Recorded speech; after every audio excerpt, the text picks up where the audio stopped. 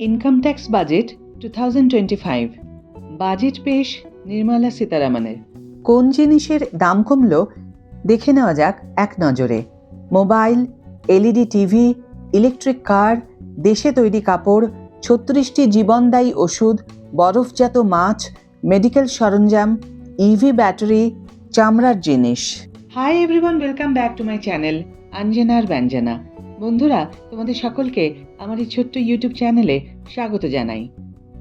নয়া আয়কর কাঠামো থেকে ছাড়ের পরিমাণ বৃদ্ধি এবারের কেন্দ্রীয় বাজেটে আয়কর সংক্রান্ত বিষয় নিয়ে একাধিক আশা তৈরি হয়েছে মানুষের মধ্যে। সেই আশা কি পূরণ করবেন কেন্দ্রীয় অর্থমন্ত্রী নির্মলা সীতারামন? কেন্দ্রীয় অর্থমন্ত্রী নির্মলা সীতারামন বললেন, এবার যে বাজেট পেশ করছি তাতে 10টি বৃহৎ ক্ষেত্রে উন্নয়নমূলক পদক্ষেপের প্রস্তাব দেওয়া হয়েছে। তাতে জোর দেওয়া হচ্ছে গরিব কৃষক এবং মহিলাদের উপরে। বিশ্বের বৃহত্তম অর্থনীতির দেশগুলির মধ্যে আমাদের দেশ সবথেকে দ্রুত হারে এগিয়ে চলেছে। গত 10 বছরে উন্নয়নের ক্ষেত্রে আমাদের সরকারের যে ট্র্যাক রেকর্ড এবং গত 10 বছরে আমাদের সরকার যে সংস্কার করেছে তা পুরো বিশ্বের নজর কেড়ে নিয়েছে।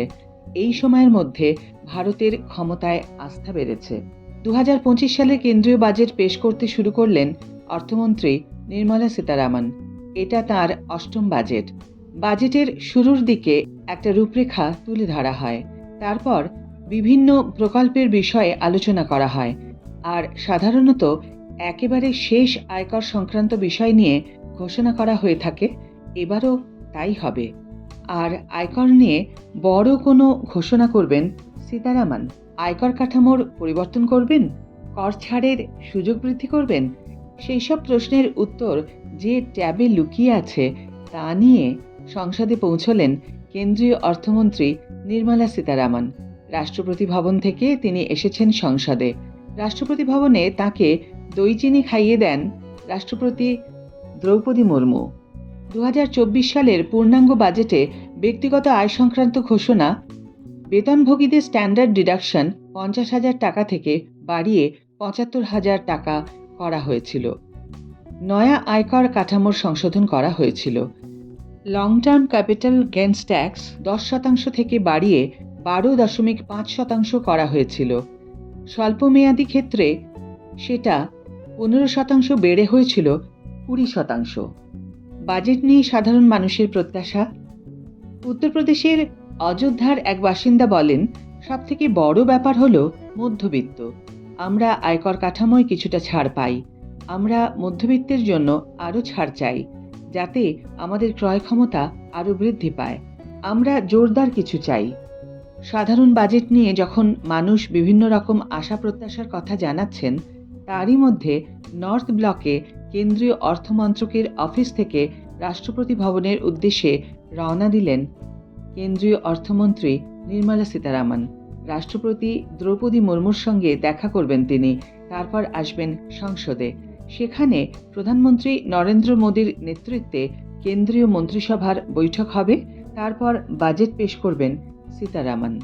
Mumbai, India, January 31, 2025. Akaroli, Kandivali citizen groups in the place of the issue they are fighting for in Mumbai, India on Friday, January 31st, 2025.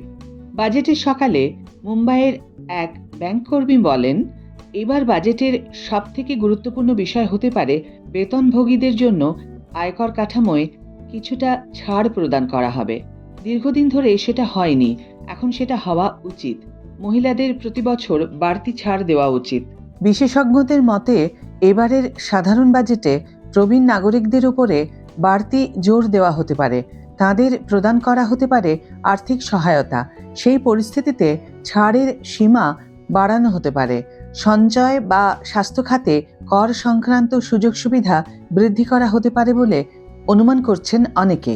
Standard deduction বাড়ানোর পক্ষেও সওয়াল করেছেন বিশেষজ্ঞদের একাংশ। লাইফ মিন্টের প্রতিবেদন অনুযায়ী অপটিমা মানি ম্যানেজার্সের ম্যানেজিং ডিরেক্টর ও সিইও পঙ্কজ মাথপাল যে আপাতত বেতনভোগী ও পেনশনভোগীদের ক্ষেত্রে স্ট্যান্ডার্ড ডিডাকশন হল 75,000 টাকা, সেটা বাড়িয়ে 1 লাখ টাকা করা হোক। লাইভ মিন্টের প্রতিবেদন অনুযায়ী বিডিও ইন্ডিয়ার দীপাশ্রী শেট্টির মনে করেছেন যে মধ্যবিত্তদের আরও স্বস্তি দিতে নয়া আয়কর কাঠামোয় 25% করের একটা স্ল্যাব থাকা উচিত। আপাতত আয়করের হার হল 5%, 10%, 20% এবং 30%। সেই সঙ্গে তিনি পরামর্শ দিয়েছেন 15 লাখ টাকার ঊর্ধ্বে 30% হারে আয়কর ধার্য করার পরিবর্তে 20 লাখের ঊর্ধ্বে সেটা করা উচিত। বিশেষজ্ঞদের মতে পুরনো আয়কর কাঠামোর কোনো হেরফের করবে না কেন্দ্রীয় সরকার, কারণ এমনিতেই কেন্দ্রীয় সরকার নয়া আয়কর কাঠামোর উপরে জোর দিচ্ছে। লাইভ মিন্টের প্রতিবেদন অনুযায়ী অপটিমা মানি ম্যানেজার্সের ম্যানেজিং ডিরেক্টর ও সিইও পঙ্কজ মাতপালের মতে আয়কর আইনের 80C, 80U বা 24B ধারার আওতায় বাড়তি সুযোগ সুবিধার আশা না করাই ভালো। বাজেটে ছাড়ের পরিমাণ বৃদ্ধি, নয়া আয়কর কাঠামো অনুযায়ী যাদের আয় 7 লাখ টাকার মধ্যে তাদের আপাতত আয়কর গুনতে হয় না, যে সীমা বাড়ানোর পক্ষে সওয়াল করেছেন অনেকে। লাইভ মিন্টের প্রতিবেদন অনুযায়ী অপটিমা মানি ম্যানেজার্সের ম্যানেজিং ডিরেক্টর ও সিইও পঙ্কজ মাতপাল বলেছেন এই সীমাটা 1 লাখ টাকা বাড়ানো যেতে পারে, যাতে কর ছাড়ের সীমাটা বাড়িয়ে 8 লাখ টাকা করা যায়। নয়া আয়কর কাঠামো কেমন হতে পারে? লাইভ মিন্টের প্রতিবেদন অনুযায়ী অপটিমা মানি ম্যানেজার্সের ম্যানেজিং ডিরেক্টর এবং সিইও পঙ্কজ মাতপালের মতে নয়া আয়কর কাঠামো কিছুটা সংশোধন করে ছাড়ের অঙ্কটা বাড়িয়ে 4 লাখ টাকা করা যেতে পারে। 1. 4 লাখ টাকা পর্যন্ত 0, 2. 4 লাখ টাকা থেকে 8 লাখ টাকা পর্যন্ত 5%, 3. 8 লাখ টাকা থেকে 10 লাখ টাকা পর্যন্ত 10%, 4. 10 লাখ টাকা থেকে 12 লাখ টাকা পর্যন্ত 15%, 5. 12 লাখ টাকা থেকে 15 লাখ টাকা পর্যন্ত 5%, 6. 15 লাখ টাকার বেশি 3%। তার মতে এরকম কাঠামো হলে আয়কর বাঁচবে করদাতাদের। প্রধানমন্ত্রী নরেন্দ্র মোদী বলেন, আমি প্রার্থনা করছি যেন গরিব ও মধ্যবিত্তদের আশীর্বাদে ভরিয়ে তোলেন মা লক্ষ্মী। এটা অত্যন্ত গর্বের বিষয় যে গণতান্ত্রিক দেশ হিসাবে ভারত 75 বছর পূর্ণ করেছে। পুরনো আয়কর কাঠামোয় কি কি বিষয় আছে? 1. 2.5 লাখ টাকা পর্যন্ত 0, 2. 2.5 লাখ 1 টাকা থেকে 5 লাখ টাকা পর্যন্ত 5%, 3. 5 লাখ 1 টাকা থেকে 10 লাখ টাকা পর্যন্ত 20%, 4. 10 লাখ টাকার বেশি 30%। এটি কেন্দ্রীয় অর্থমন্ত্রী নির্মলা সীতারামনের এবারের বাজেট পেশের আগে পর্যন্ত। 2024 সালের পূর্ণাঙ্গ বাজেটে নয়া আয়কর কাঠামোয় কিছুটা পরিবর্তন করা হয়েছিল। সেই কর কাঠামো হল: 1. 3 লাখ টাকা পর্যন্ত 0, 2. 3 লাখ 1 টাকা থেকে 7 লাখ টাকা পর্যন্ত 5%, 3. 7 লাখ 1 টাকা থেকে 10 লাখ টাকা পর্যন্ত 10%, 4. 10 লাখ 1 টাকা থেকে 12 লাখ টাকা পর্যন্ত 15%, 5. 12 লাখ 1 টাকা থেকে 15 লাখ টাকা পর্যন্ত 20%, 6. 15 লাখ টাকার ঊর্ধ্বে 30%। চ্যাটজিপিটির মতে আর্থিক বৃদ্ধির গতি ত্বরান্বিত করার জন্য এবং কর্মসংস্থান বৃদ্ধির জন্য এবারের কেন্দ্রীয় বাজেটে বিভিন্ন খাতে বরাদ্দ বাড়ানোর সম্ভাবনা আছে। বিশেষ করে ক্ষুদ্র, ছোট ও মাঝারি শিল্পে বিশেষ সহায়তা প্রদানের পথে হাঁটতে পারেন কেন্দ্রীয় অর্থমন্ত্রী নির্মলা সীতারামন। আশায় বুক বেঁধেছে শিল্পমহলও। চ্যাটজিপিটির মতে কেন্দ্রীয় বাজেটে কৃষি খাতে বিশেষ বরাদ্দ করতে পারেন সীতারামন। কৃষিক্ষেত্রে প্রযুক্তির ব্যবহার বাড়ানোর জন্য বিশেষ কোনো পদক্ষেপ করতে পারেন। দেশের কৃষকদের সাহায্য করার জন্য সারের দাম কমানোর ঘোষণা করেন সীতারামন। এমন কোনো পদক্ষেপ করতে পারেন যাতে সেচ ব্যবস্থা উন্নত হয়। স্বাস্থ্য ও শিক্ষা খাতে বরাদ্দ বৃদ্ধি। চ্যাটজিপিটির মতে স্বাস্থ্য পরিষেবা ও শিক্ষা ব্যবস্থার উন্নয়নের জন্য কেন্দ্রীয় বাজেট বরাদ্দ বাড়ানো হতে পারে। যাতে সাধারণ মানুষের জীবনযাত্রার মান বাড়ানো যায়। শেষ পর্যন্ত দুটি গুরুত্বপূর্ণ ক্ষেত্রে কেন্দ্রীয় অর্থমন্ত্রী সীতারামন কতটা গুরুত্ব আরোপ করেন, বরাদ্দ বৃদ্ধি করেন কিনা তা কিছুটা পরেই বোঝা যাবে। চ্যাটজিপিটির মতে কর কমানো এবং আয়কর কাঠামো পরিবর্তনের পথে হাঁটতে পারেন কেন্দ্রীয় অর্থমন্ত্রী। সংশ্লিষ্ট মহলও আশা করছে যে এবার আয়করের সর্বোচ্চ সীমা কিছুটা কমানো হতে পারে। 2024 সালের পূর্ণাঙ্গ বাজেটে নয়া যে আয়কর কাঠামোর ঘোষণা করা হয়েছিল সেটাও কিছুটা হেরফের করা হবে বলে আশাবাদী সংশ্লিষ্ট মহল। তাছাড়া স্ট্যান্ডার্ড ডিডাকশন, প্রবীণ নাগরিকদের সুযোগ সুবিধা নিয়ে কি করা হয় সেদিকেও নজর আছে। চ্যাটজিপিটির মতে এবার কেন্দ্রীয় বাজেটে পরিকাঠামো ও প্রতিরক্ষা খাতে বড় অঙ্কের টাকা বরাদ্দ করা হতে পারে। বরাদ্দ বাড়তে পারে আগের বারের থেকেও। জোর দেওয়া হতে পারে রাস্তা, ব্রিজ তৈরির উপরে। তাছাড়াও পরিবহন ব্যবস্থা আরও উন্নত করতে ডিজিটালাইজেশনের উপরে জোর দিতে পারেন সীতারামন। বন্ধুরা, এখনো পর্যন্ত বাজেট অধিবেশনের কিছু অ্যানাউন্সমেন্ট আমি তোমাদের সাথে শেয়ার করছি। 12 লাখ টাকা পর্যন্ত আয়ে দিতে হবে না কোনো কর, সবথেকে বড় ঘোষণা 2025-এর বাজেটে। আগে 7 লক্ষ টাকা পর্যন্ত আয়ে কোনো আয়কর দিতে হতো না, এবার সেই সীমা বাড়িয়ে 12 লক্ষ টাকা করা হলো। অর্থাৎ 12 লক্ষ টাকা পর্যন্ত আয়ে দিতে হবে না আয়কর, ঘোষণা অর্থমন্ত্রীর। আজ বাজেট ঘোষণায় নির্মলা সীতারামন বলেন 12 লক্ষ 1 টাকা থেকে আয়কর দিতে হবে। নতুন কর কাঠামো অনুযায়ী 0 থেকে 4 লক্ষ টাকা পর্যন্ত আয়ে কোনো কর নেই। 4 থেকে 8 লক্ষ টাকা পর্যন্ত আয়ে 5% আয়কর। 8 থেকে 12 লক্ষ টাকা পর্যন্ত আয়ে 10% আয়কর। 16 থেকে 20 লক্ষ টাকা পর্যন্ত আয়ে 20% আয়কর। 20 থেকে 24 লক্ষ টাকা পর্যন্ত আয়ে 25% আয়কর। 24 লক্ষ টাকার উপরে আয়ে 30% আয়কর। এদিকে চলতি বছরের বাজেটে ভরে গেল বিহার। নীতীশের রাজ্যকে একাধিক প্রকল্প উপহার দিল কেন্দ্র সরকার। মাখানা বোর্ড থেকে বিমানবন্দর, বিহারে এবার উন্নতির জোয়ার।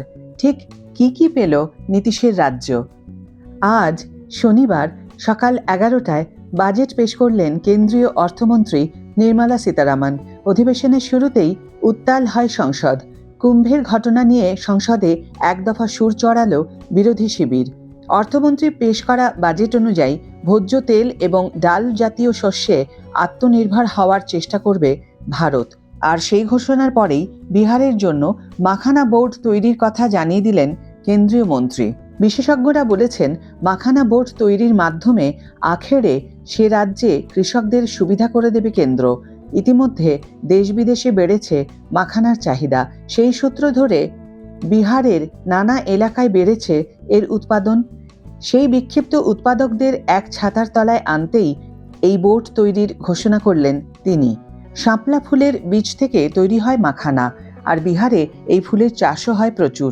সেই সূত্র ধরে কৃষকদের উৎপাদনে ও সঠিক দাম পেতে সুবিধা করে দিতেই এই বোর্ড তৈরির কথা জানালেন অর্থমন্ত্রী। দাবি ওয়াকিবহাল মহলের। তবে শুধুই মাখানা বোর্ড নয়, বিহারে তৈরি হতে চলেছে ন্যাশনাল ইনস্টিটিউট অফ ফুড টেকনোলজির রিসার্চ সেন্টার। এছাড়াও সম্প্রসারিত করা আইআইটি পাটনা বিহারে গ্রিনফিল্ড বিমানবন্দর তৈরির জন্য টাকা ঢালবে কেন্দ্র, ঘোষণা অর্থমন্ত্রীর। উল্লেখ্য, নির্মলার এই বাজেটকে রাজনৈতিক তকমা দিচ্ছেন বিশেষজ্ঞরা। চলতি বছরে বিহারে বিধানসভা নির্বাচন, আর তার আগেই বিহারবাসীর মন জয় করতে কার্যত বাজেটকে হাতিয়ার করল কেন্দ্র, দাবি একাংশের রাজনীতিকদের। এবারের বাজেটে একাধিক সেক্টর নিয়ে সাধারণ মানুষের প্রত্যাশা ছিল অনেক। আয়করে ছাড় দেওয়া হবে কিনা সেদিকেও ছিল নজর। সেই আয়করে 12 লক্ষ টাকা পর্যন্ত ছাড়ের কথা ঘোষণা করেছেন Nirmala Sitharaman.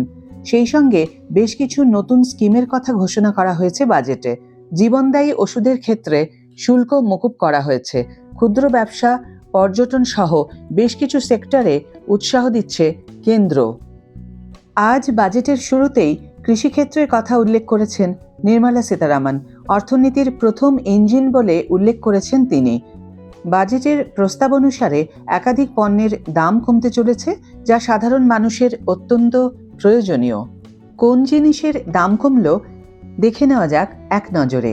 Mobile, LED TV, electric car, দেশে তৈরি কাপড়, 36টি জীবনদায়ী ওষুধ, বরফজাত মাছ, মেডিকেল সরঞ্জাম, ইভি ব্যাটারি, চামড়ার জিনিস।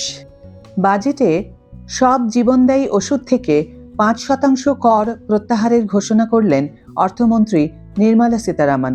ক্যান্সার সহ 36টি জীবনদায়ী ওষুধে সম্পূর্ণ কর মকুব করা হলো। বিরল রোগে কর শূন্য করা হলো।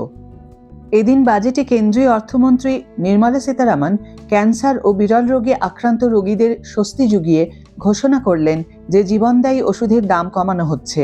36টি জীবনদায়ী ওষুধে কাস্টম ডিউটি সম্পূর্ণ প্রত্যাহার করা হচ্ছে। আরও 37টি ওষুধ এবং 13টি নতুন পেশেন্ট অ্যাসিস্ট্যান্স প্রোগ্রামে কাস্টম ডিউটিতে সম্পূর্ণ ছাড় দেওয়া হচ্ছে। মাত্র 6টি জীবনদায়ী ওষুধে 5% কাস্টম ডিউটি বা কর বসানো হবে। অর্থাৎ ক্যান্সার সহ বিরল রোগের চিকিৎসার খরচ এক ধাক্কায় অনেকটাই কমতে চলেছে। আজকের ভিডিও এখানে শেষ করছি বন্ধুরা। ভিডিও যদি ভালো লেগে থাকে তাহলে অবশ্যই একটা ছোট্ট করে লাইক দিও, শেয়ার করো বন্ধুদের সাথে, কমেন্ট করে জানিও তোমাদের মতামত। যারা এখনো আমার চ্যানেলটিকে সাবস্ক্রাইব করনি তারা অবশ্যই চ্যানেলটিকে সাবস্ক্রাইব করে আমার পাশে থেকো। আর যারা অলরেডি সাবস্ক্রাইব করে দিয়েছো তাদের জন্য আমার অনেক অনেক অনেক ভালোবাসা এবং অনেক ধন্যবাদ। আজ তাহলে বিদায় বন্ধু, দেখা হবে পরের ভিডিওতে। ভালো থেকো, সুস্থ থেকো, সঙ্গে থেকো।